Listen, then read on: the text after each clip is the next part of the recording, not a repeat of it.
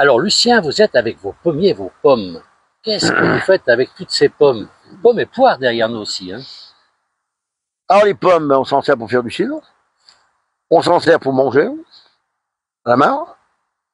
Et ça, j'ai 2-3 vieilles variétés derrière moi, très très vieilles, que ce printemps qu'on va regreffer sous des autres arbres. Bon, cette année, il y a très peu de pommes. L'année passée, il y a eu une abondance de pommes. Et les pommes, en général, c'est tous les 2 ans. Et là, on a des poiriers.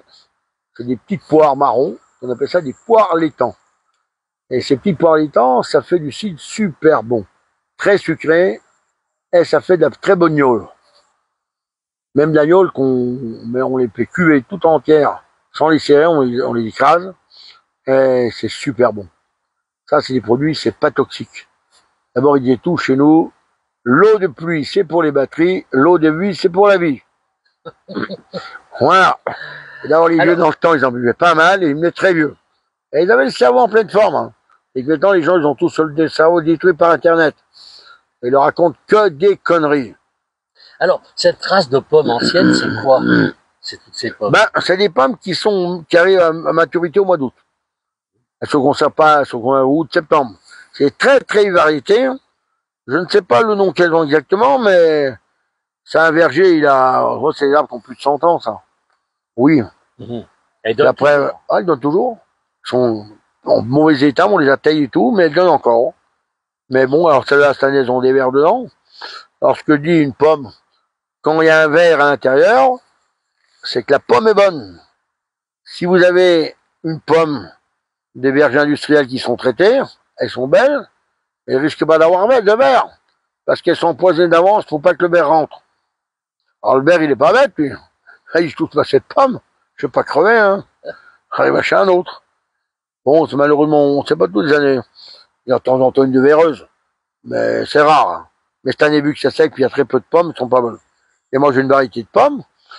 L'année passée, j'ai ramassé jusqu'au fin décembre. Dessous, on en a mangé jusqu'à la fin mai. Elle se conserve? Ah oui, fin mai. Et c'était pas traité rien. J'ai fait du cidre avec, de la chèvre, des pommes, on a mangé tout l'hiver des pommes crues. On a fait de la compote. Quand on a trop, eh ben, on l'épluche, on les met au congélateur. Dans des bacs prêts à manger. L'autre jour, j'ai recueilli l'histoire, vous n'allez pas le croire. On avait un gars sur un âge, il faisait des poires, des passes crassanes. Et on les mettait en bocaux. Lui, il aurait plus de 100 ans, il est mort. Et on avait des bocaux qui sont restés à la cave. Et l'autre jour, on a sorti un bocal.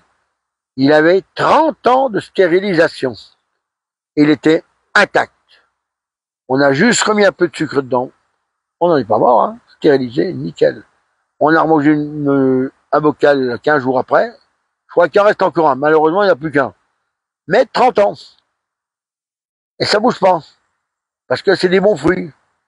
La stérilisation, c'est un moyen idéal qui ne coûte pas cher pour garder les fruits. Et pas décongeler. Et tout le monde est content, tout le monde est heureux. On mange pas de la merde. Parce qu'aujourd'hui, les gens, ils bouffent que de la merde. Vous n'avez jamais traité vos pommes? Non. Bon. On les taille. On taille les arbres. On enlève le gui. On met un peu de fumier au pied, c'est tout. C'est suffisant. Elles sont impeccables. Bah oui. Elles ont du goût. Parce que les pommes, elles ont le goût du terroir. Tout. La vigne, les pommes, tout ce que vous avez qui plante dans la terre ou contre la terre a le goût de la terre. C'est tout. Alors, ne pas y croire tout ça. Parce qu'aujourd'hui, vous aviez avant, on avait la Haute-Savoie, un pays très riche en fruitières, on avait plus de 500 fruitières. 2, 3, 4 par commune, ça dépend.